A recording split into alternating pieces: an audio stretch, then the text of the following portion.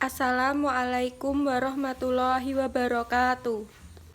Perkenalkan, nama saya Nanisa Fitri, NIM 215231227, Prodi Perbankan Syariah kelas 2F. Perjanjian Giyanti dan terbelahnya Jawa. Perjanjian ini lahir sebuah kesepakatan dalam politik Mangkubuwana III Pangeran Mangkubumi VOC pada 13 Februari 1755. Nama Giyanti diambil dari lokasi tanda tangan perjanjian. Tempat tersebut sekarang bernama Dukuh Kerten Jantiharja, Karanganyar. Dibuat untuk merendam berbagai konflik. Ketika itu, Mangkubumi yang membantu Pakubuwana II dalam konflik mendapat sebidang tanah dari Pakubuwana II. Salah seorang pangeran mengeluhkan kejadian tersebut kepada Gubernur Jenderal Baron van Imhoff. Sang gubernur tersebut lantas mengeluarkan keputusan yang membuat tanah tersebut tidak jadi diberikan kepada Mangkubumi.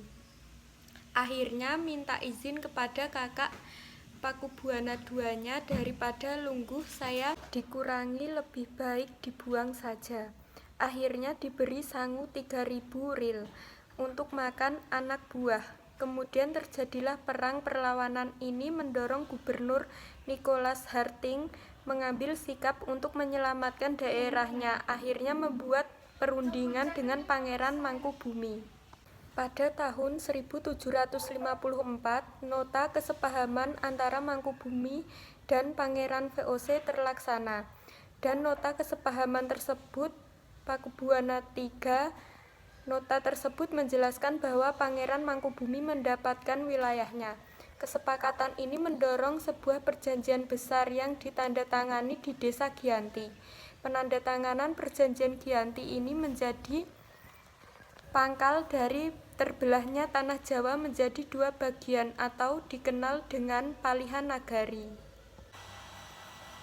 Hal ini menjadi awal mula naik tahtanya Mangkubumi di Yogyakarta sebagai Sri Sultan Hamengkubuwana I pada tahun 1755. Ada pertemuan pembagian keris kepada Sri Sultan Hamengkubuwana I dan bahasa Bagongan. Proses pembagian wilayah dan aspek-aspek lain seperti bahasa mengalami proses panjang yang beriringan dengan waktu. Perjanjian itu menyebabkan wilayah tumpang tindih satu sama lain, sehingga menyebabkan kecenderungan konflik. Dan saat itu pasca perjanjian Giyanti, Raden Mas Said yang dahulu membantu menghentikan masih terus melakukan pemberontakan dalam gerakannya pada Oktober 1755. Pangeran Sambernyawa berhasil mengalahkan satu pasukan VOC. Setelah perang bertahun-tahun, VOC akhirnya menyudahinya dengan tanda tangan Perjanjian Salatiga pada tahun 1757. Perjanjian ini membuat tanah Jawa kembali terbagi. Disepakati bahwa Pangeran Sambernyawa mendapatkan sebagian wilayah Surakarta. Keterbelahan Jawa ini belum berhenti. Kesultanan Jogja juga terbelah dengan lahirnya Pakualaman. Kemudian tanah Jawa memiliki 4 wilayah pemerintahan.